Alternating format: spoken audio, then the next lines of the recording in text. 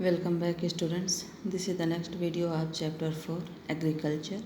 In this video we are going to discuss about contribution of agriculture to the national economy, employment and output. इस video में हम पढ़ेंगे कि जो हमारे देश की जीडीपी है उसमें जो हमारे देश का एग्रीकल्चर सेक्टर है which is the larger sector of our country, which is the backbone of our Indian economy, what is the contribution of that sector in the GDP। यानी जो हमारे देश का विकास दर है उसमें जो एग्रीकल्चर जो कि बहुत बड़ा सेक्टर है हमारे देश का, जिसमें हमारे देश की मैक्सिमम पॉपुलेशन जो है कृषि सेक्टर में ही इंगेज है, तो what is the contribution of that sector in the GDP. GDP क्या है? यानी कि किसी भी देश का ग्रोथ डोमेस्टिक प्रोडक्ट, ये डिसाइड करता है कि किसी भी देश का प्रोडक्शन रेट कितना है, माने वह देश कितना उत्पादन करता है।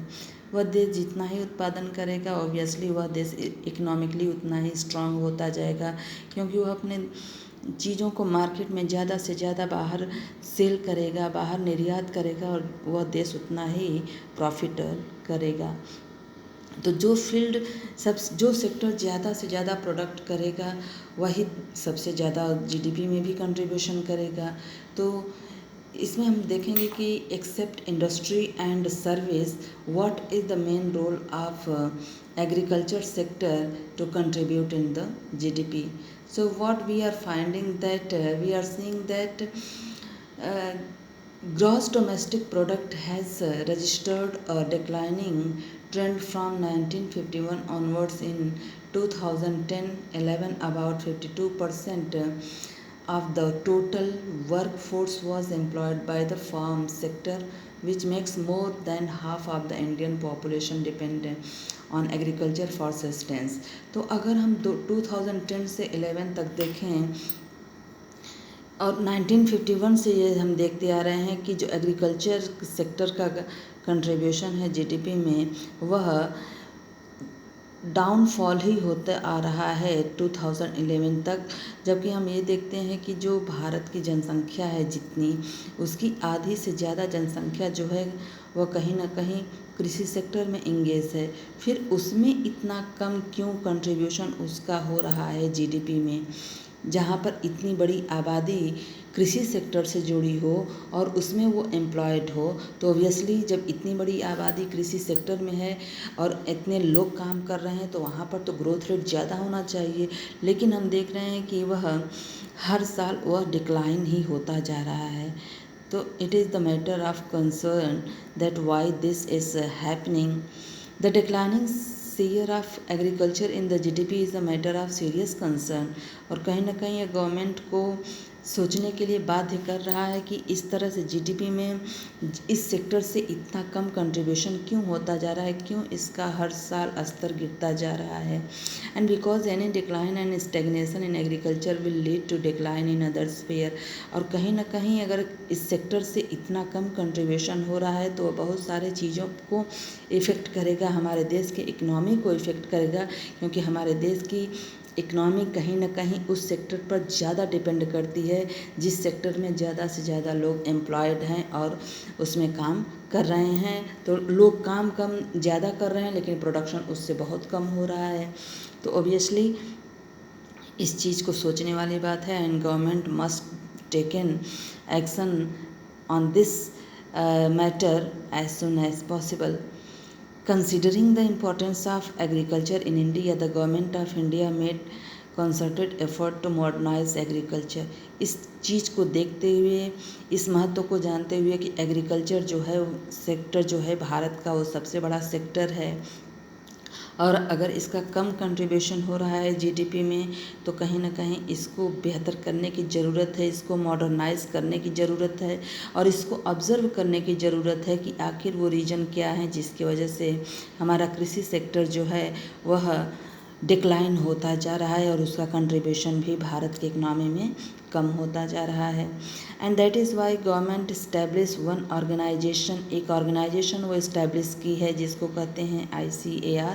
इसका काम ही होता है हमारे कृषि सेक्टर जितने भी एग्रीकल्चर सेक्टर हैं उस सेक्टर पर इस को ऑब्ज़र्व करना रहता है कि what is the lacking is going on in that sector and how that sector can be well developed, कैसे इस सेक्टर को वेल डेवलप्ड किया जा सकता है, वहाँ पर क्या कमी हो रही है, तो ये ऑब्ज़र्व करता है। This body is observing on all this things on the agriculture, that how can it be make better, कि इसको किस तरह से बेहतर और बनाया जाए ताकि जो हमारे देश के इकनॉमी का बैकबोन है वह ज़्यादा से ज़्यादा स्ट्रांग हो सके।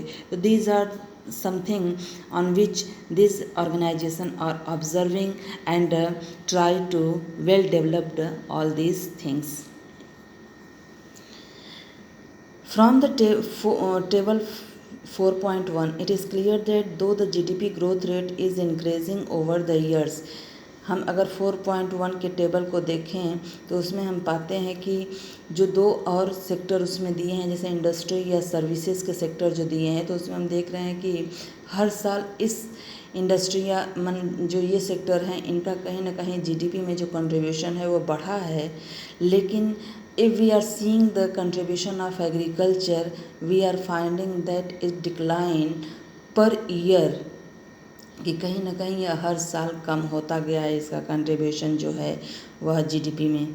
And it is not generating sufficient employment opportunity in the country and the growth rate in agriculture has been declaring which is an alarming situation.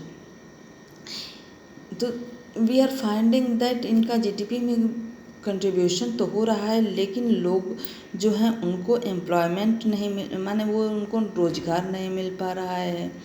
तो कहीं ना कहीं यह बात चिंता का कारण बनती है कि आखिर इस तरह से क्यों हो रहा है। और सबसे बड़ी बात है कि जो हमारा एग्रीकल्चर सेक्टर है उसमें इस चीज़ का कंट्रीब्यूशन जो है बहुत कम दिखाई दे रहा है। Today Indian farmers are facing a big challenges from international competition and reduction in the public investment in agriculture sector। तो इसके पीछे कुछ चैलेंजेस भी हैं जिसकी वजह से जो हमारे फार्मर्स हैं वह एग्रीकल्चर सेक्टर से दूर होते जा रहे हैं। हो सकता है कि उनको बहुत सारे प्रॉब्लम्स को फेस करने पड़ रहे हैं, उनको वो लागत नहीं मिल पा रही है जो बाकी देशों के फार्मर्स को मिलती है अपने गवर्नमेंट से, और जिसकी वजह से जो हमारे किसान हैं वह विदेशी मार्केट से भी अपने आप को कम्पीट नहीं कर पा रहे हैं। जो विदेशी मार्केट होते हैं, जो विदेशों से जो सामान आयात करवाए जाते हैं, तो कहीं ना कहीं वहाँ पर दिक्कत ये आ जाती है कि उनके जो सामान होते हैं यानी उनके जो अनाज होते हैं वो हमारे मार्केट में सस्ते दामों में बेचे जाते हैं। होता ये है कि वहाँ की जो गवर्नमेंट है वह वहाँ के फार्मर को ज़्यादा से ज़्यादा सब्सिडी देती है, जिसकी वजह से उनका जो लागत रहता है, जो भी वो अपना कंज्यूम किए रहते हैं एग्रीकल्चर सेक्टर में, जो वो इन्वेस्ट किए रहते हैं, उनका वो पूरा मिल जाता है गवर्नमेंट से उनको पैसे, जिसकी वजह से उनको उसमें घाटा नहीं होता है।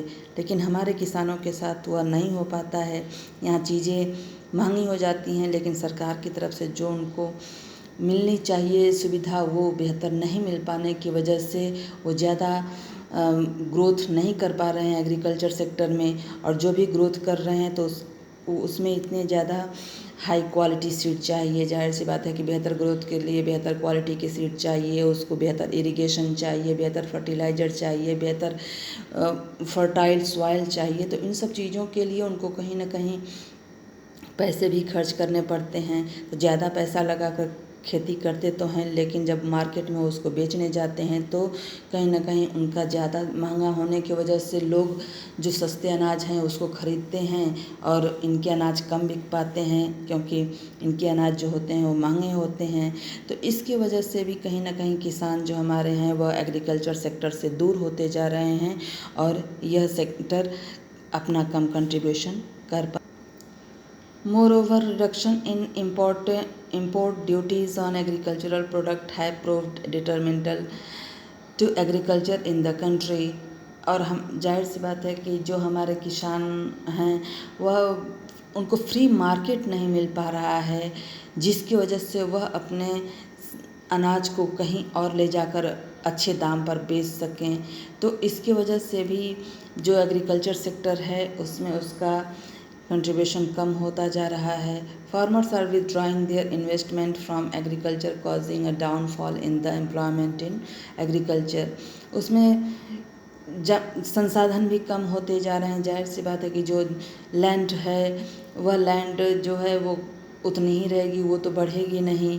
लेकिन लोग उस परिवार के सदस्य अगर बढ़ते जा रहे हैं और उनको अगर बाकी रोज़गार नहीं है तो वो उसी सेक्टर में इंगेज होते जा रहे हैं, जिससे बेनिफिट किसी को नहीं हो पा रहा है।